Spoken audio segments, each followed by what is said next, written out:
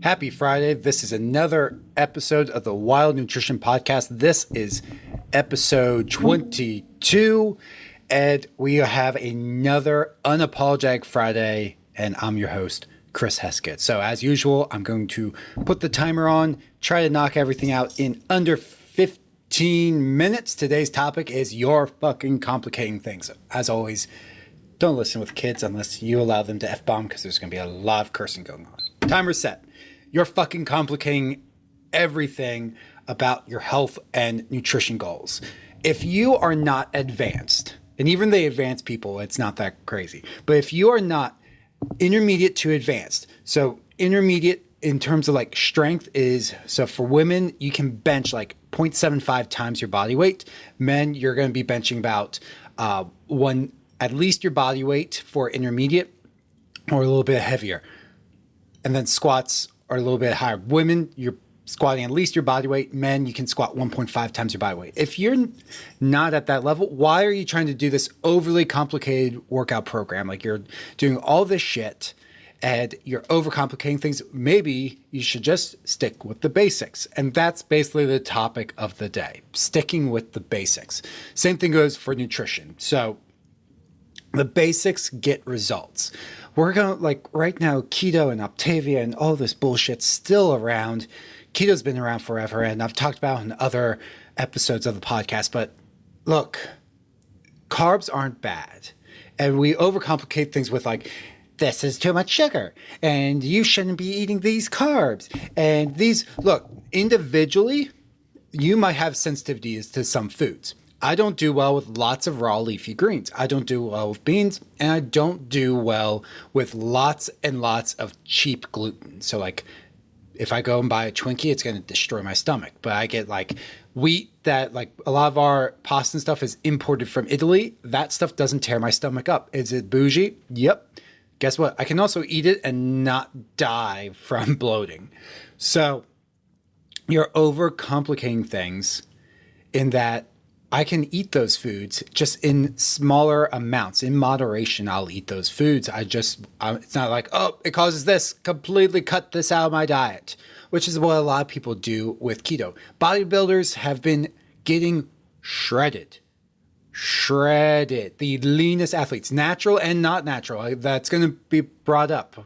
Natural bodybuilding competitions, the one that I did, where I competed, OCB, you are put on a lie detector test. You get a polygraph when you go and register. You walk in and you get polygraphed, and then you get the winners get piss tested to make sure it's legit. At least the ones I did with those were awesome competitions.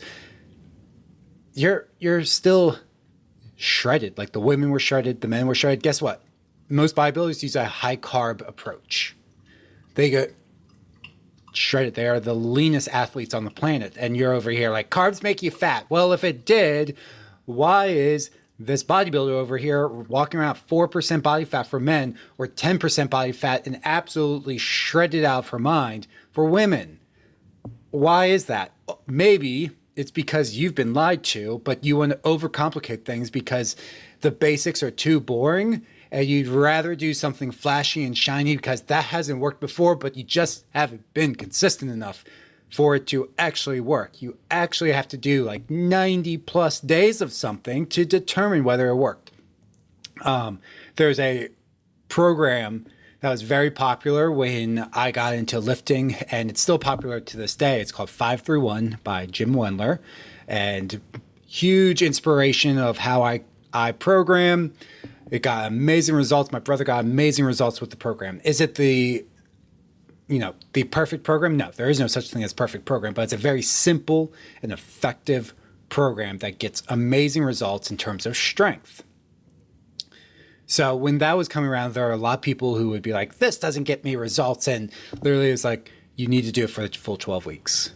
Like a minimum of 12 weeks you have to commit to. You're going to see results longer term. Like you have to go out long term, 6 months, you'll see amazing results, but in the short term, you won't. The same thing when it comes to all this stuff, working out and nutrition and health. Expand your time horizon, expand it to be 6 to 12 months. Because at the end of the day, why do you want to be healthy for just 3 months and then destroy your health for the rest of your life? Like, why do you want to do that? Like, the point here, if you're listening to this fucking podcast, is to actually improve your health long term for the rest of your life. So basically from today on, we're trying to improve our health forever and ever and ever. That doesn't mean you have to give up cookies. Nope. But there's a balance with that. Like my diet, I love cookies. I destroyed some Christmas cookies, but I destroyed Christmas cookies around the holidays. And I'll have like, last night I had one Tate's cookie. And some people will be like, oh my God, sugar, it's killing you. Carbs, it's killing you. It's like, really? You didn't see the servings of fruit and veggies and lean protein and nutrient dense fats that I had throughout the days. I had one fucking cookie and that's where you're going to freak out about. Like, what the fuck? So when it comes to not complicating things, really what all you need to fucking do is what we call the core four. It's eat protein at each meal. Are you doing that or not? Like, yes or no? Every time, and you want to take it up a level, every time you put something in your fucking mouth, are you eating protein? That means snacks. That means any other time you eat is protein source, like a mostly protein source going in your mouth. Peanut butter doesn't count. That's a fat source. Nice try. Cheese doesn't count. That's a fat source. Nice try. Those don't count. If that hurts your feelings, too fucking bad. Are you drinking half your weight in water per day, in ounces of water per day? Yes or no? If you're not, maybe you should start there. Are you getting some sort of movement every single day? Are you taking the dogs for the walk? Or you don't have dogs? Are you yourself going for a walk? Are you getting going to the gym 2, 3, 4, 5 days a week? How many? You don't have to go to the gym every day, but your body is designed to move. Everything works better when you move. Everybody feels better when they start working out and start getting more exercise. Like everyone across the board feels better. Why don't you fucking do it more often? Maybe we should get that minimum amount of movement per day. Speaking of things that everyone feels better about, sleep. I struggle with this a little bit, but sleep. You should get 7 to 9 hours of sleep per night. 9 too lofty? Cool. There's the 7 everyone forgets about. Aim for 7 hours of sleep per night. You need fucking sleep. Out of all of them, if you just did nutrition and sleep, you would get amazing fat loss results, and exercise just helps speed things up along the way. Now, in terms of health, exercise is important, but for fat loss, sleep is that fucking important. Like, if you're just getting 4 or 5 hours of sleep, do better. Start there. I can't do it. Cool. Aim for a half hour sleep extra, 20 minutes of sleep extra. Just like if we're trying to increase protein slowly over time, you do the same fucking thing with sleep. I can't fall asleep before, yeah, same. I can't fall asleep really before 11 unless I'm absolutely exhausted. But if I needed to, which I will this summer when I probably have to switch to morning workouts, I will move from 11 to like 10:45, do that for a week, and then 10:45 to 10:30. And do that for a week. And you can see where you can just move that back and get a different sleep time so that you fall asleep. It doesn't have to happen overnight. That takes too much time. I'm all or nothing. Well, you probably shouldn't listen to this fucking podcast because you have the wrong mindset. Go back and listen to some of the mindset ones. But don't complicate things. You don't want to build everything up on a house of cards. And that's what a lot of people do is you're trying to speed past things with things that are overly complicated. And this is where right now it's just not a good time. I'm too busy to focus on my health. You mean when you're busy and stressed out, you're relying on sugary food and alcohol to get you through those times, and you're not working out to help manage your stress? That sounds like a really fucking bad idea. Maybe you should actually focus even more on the nutrition since you don't have time for exercise, because it'll help you manage the stress. Instead of stressing your body out with the low quality food and massive amounts of Pinot Grigio you're downing, maybe you should actually eat some greens and some lean protein to fuel your body and help manage that stress so you get through it better. I don't know. Maybe you'll have less anxiety if your body's not completely inflamed from the shitty quality food you're putting in through your gullet. Maybe that'll work. I literally have a book behind me called The Anti-Anxiety Diet, because shitty quality food will lead to, guess what? A lot of mental health issues. So if you're dealing with mental health issues, maybe you should start by improving your diet. I'm not a mental health expert, so there's a disclaimer. But it's all related. When I was lifting, so part of like heavy lifting, powerlifting, is you tire out your nervous system. And this isn't talked about a lot, except in higher level fitness and nutrition realms. So powerlifting, Olympic lifting, you're going to see these guys talk about it, or women. So the nervous system is involved more in those intense 1 rep max, 2 rep max, 3 rep max, etc. type lifts, because it's not really muscle. It taxes the nervous system more. And I'm not going to get, we do not have the time to get into that. But I would take supplements and eat certain foods to help replenish the neurotransmitters you would deplete during those sessions. And you would take time on, oh, you're getting CNS, central nervous system fatigue. It's time to back off. Like, okay, our nervous system is getting a little too fatigued. It's time to back off. People like monitor how is my nervous system recovered? And then they would actually track their bar speed, how fast they lift a certain weight. Did it match last week when I was feeling really good? Yes. No. Okay. I'm having some CNS fatigue. Your nervous system's tied in with your nutrition and your sleep and everything. So if you're struggling with anxiety and everything, and you have absolute dog shit sleep and nutrition, maybe start there. That will help. But I know you don't have time for it. So fuck me. So don't build on a house card. Don't go so advanced when you're not even doing the basic shit right. Like, why are you trying to do keto? Why are you trying to do intermittent fasting? Why are you trying to do these other diets, carb cycling, calorie cycling, when you can't even eat protein at each meal? Like, why? It's dumb. You're not even getting water, like enough water. And why are you trying to do something super advanced? And you're like, well, it's a good time and I'm an advanced person, so I'm going to go and do that. Cool. So when life throws its inevitable curveball and you hit that speed bump, guess what? It all comes tumbling down. Hence the phrase built on a house of cards. You have 0 habits, 0 foundation, and it all comes tumbling down. And here you are again. You go through another couple months where woe is me. And then you turn around. Oh, life has freed up again. And it's cyclical. When I worked in the gym for fucking, what was it, 8 or 9 years, and it was fucking cyclical. I know when you fucking do it. It happens every January, and it's more of end of January. End of January, it happens where all of a sudden life is magically, nothing gets in the way. And then all of a sudden kids come out, get out of school. Oh no, I can't be consistent. Kids are out of school. So we can't do this anymore. Then you fall off again. Okay, so you had like 3 or 4 months of a good run. You built 0 habits, 0 foundation. Kids are out of school. Everything falls to shit. Okay, well, whatever. Or it's too fucking hot. I'm just going to do it in the fall when things are better. Really? If you listen to any other podcast, you know where I'm going with this. Really? The fall is better? So kids go back in school in late August. You start up, you get like 2 months, 2 full months, 2.5 months maybe. And then guess what? It's fucking holiday season. And then you fall off again.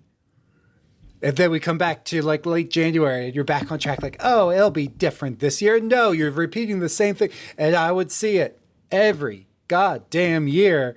It'd be the same fucking shit you're pulling.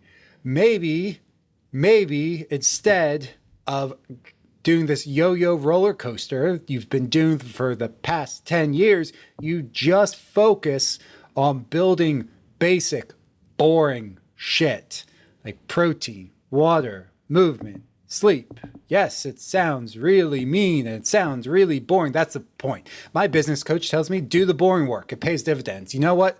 When my business isn't growing, guess what I'm not doing? The really boring shit. Really well.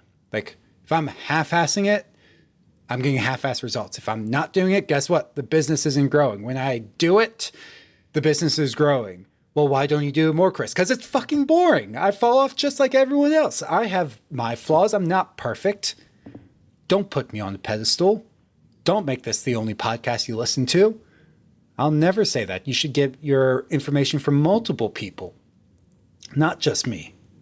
I've been wrong about many things. That'll be another podcast. I've been wrong, or I've changed my mind. I shouldn't say wrong, but I've changed my mind as new data presents stuff like branching amino acids. Oh shit. Those are basically worthless. Let's not recommend those anymore. It didn't harm people, but they're not worth the money. So you're complicating things. Stick with simple shit. Same thing goes with in the gym. There's the timer. So we're going to wrap up on this point. The gym, you know what gets amazing results? Like basic cardio and regular strength training. Now again, it's not interesting for everyone. I love that shit. So more the regular strength training. So I'm very passionate about that. It's not for everyone. But you know what gets really good results is that. There's a reason it works really well, because it works with the human body. You build enough recovery, but everyone has this concept like, I need the most calories burned. That'll be another episode. Fuck your calories. Calories mean jack shit in the workout that you did. Like, your calorie tracker's wrong. We already have that data to show it. So we know it's off by, it usually overestimates by up to 60%. So that sucks. But what's the difference? Like, if you do cardio versus strength training, you burn the same amount of calories, and you're just chasing calorie burn. Well, you're not chasing any specific adaptation to the body. You need to be chasing what is the goal of this strength session. So people go to the gym and they do these HIIT workouts because it's supposed to be it hits everything. It's really hard. Congratulations. What is that doing for you? Well, it's really hard. Okay. Is it improving your cardio? Sorta. Is it improving your strength? Sorta. It's kind of like the jack of all trades. You get a little bit of results, but it really only benefits you if you push yourself to be better every single session. And that's where things get tricky, because if you go to the gym that just gives you random workouts all the time, it's really hard to track progress. And yeah, you're sweating your ass off. Guess what? It doesn't fucking matter, because you didn't actually improve on from last week. And your results stagnate. You need to be chasing it. So you can do a HIIT workout, and HIIT workouts are fine for the occasional. I still do them sometimes just as fun cardio, like hit something. I need to do a HIIT before I go do my zone 2. I'm not really trying to chase endurance performance right now, though. I'm chasing more like strength maintenance during a dieting phase. So there's a specific reason for it. But if you're just doing HIIT, like Orange Theory, are you improving your speed or the distance you cover every single session? Are you improving your strength every fucking session? No, you're sticking with the same weights. No wonder you're not getting fucking results. If you're new, you should be increasing weights or reps every fucking week. I remember this with a client I worked with. Man, this is going to go a little long. But I need to wrap this up because I have other shit I have to do today. So I had this client where, so we would set things up to be 8, 12, 8 with her. So 8 reps, use the same weight till she could do 12 reps, and then 8 reps. And she would just be like, oh, like I would try to increase weight. Oh, it's too heavy. No, it's not. Like, you barely struggled with 12 reps. I would hand her that and like, oh no, it's too heavy. Like, it's 5 pounds heavier. You're going from a 25 to a 30. Yes, it's heavy, but it's 5 pounds. You just did 12 reps. You're going to aim for 8. If you get less, it's okay. No, can't. And it's like, again, she didn't struggle with the 12. So I just changed it so she would continue to get results. But so we would do 8 to 15. So same weight, she would do 15 reps. And by the time she got to 15, she's like, I'm so bored of this exercise. Like, cool. Here you go. Here's a 30. You can do literally half the reps. Oh my God, that sounds so much better. Cool. Pick that up. So it's a little psychology game I played, but I got her results. But most people won't do that. If you're not doing that, like, oh, I can't go up in weight. Bullshit. We would do this again with the when I worked in the gym with clients where go deadlift the 106-pound kettlebell. 106 pounds isn't much for a deadlift. Like, it might sound like a lot for you, but it's not a good deadlift. Most women should be able to deadlift 1.5 times their body weight, body weight as a minimum, 1.5 times their body weight is pretty good. Double body weight is more like intermediate advanced. Like double your body weight's not a ridiculous deadlift. It's fairly easy for you to get there if you train for it. Fairly simple. I won't say easy. You do have to put the work in, but you should be able to get to it pretty easily. So 106, unless you weigh 106 pounds, it's not that heavy. So when we would go, I was like, I can't do it. After they're like repped out like a 60 or 75, like you can do it for one. No, I can't. They'd literally be shaking their heads as they like lifted up one time. Like, yeah, you just did it. And they're like, no, wait, but that was hard. Yeah, that's the fucking point. So what you want to do is stick with the basics. Basic, boring shit gets results. Time after time after time. The worst results I've ever gotten were from times where I tried to do stuff that's too advanced. You know what's a really easy way to track results? Can you do 8 reps with the weight this week? Cool. Next week, try to beat that. Stick with that same weight till you can do 12 reps. Increase reps. But what about muscle confusion? It's not a fucking thing. If muscle confusion was a thing, why are bodybuilders, powerlifters, strongmen doing squats, deadlifts, and bench press and overhead presses every fucking week? Almost the same variation. If you see them changing it up, it's usually to improve a weakness. That's a discussion for another time. But it's to improve a weak area, to improve the main lift that they are training for. But your basic movement patterns, there's nothing outside of these. You have basic human movement patterns. A deadlift is picking something off the floor. A squat is a squat. A horizontal press is a push-up or bench press. There's no, like, if you push something away from you, that's that. Or overhead press is that. A row, a vertical pull, like, they're basic human movements. That's how your body moves. So when you're like muscle confusion and you're like bouncing on the Bosu ball on one leg trying to do a bicep curl, like it's a fucking shitty exercise. Like you're not going to improve and you're not going to be able to chase outcomes. Is it hard? Sure. Hard doesn't mean good. Do the boring shit. Do it really, really fucking well. And if you can do the boring shit well, you earn the right to do the more fun, flashy shit. But at the end of the day, you're going to come back to the basics. One last thing before I sign off here. There's a quick study. I did this as an email about college wrestling. Now, I don't have the email in front of me, so I might misquote my own email, but they looked at college wrestlers.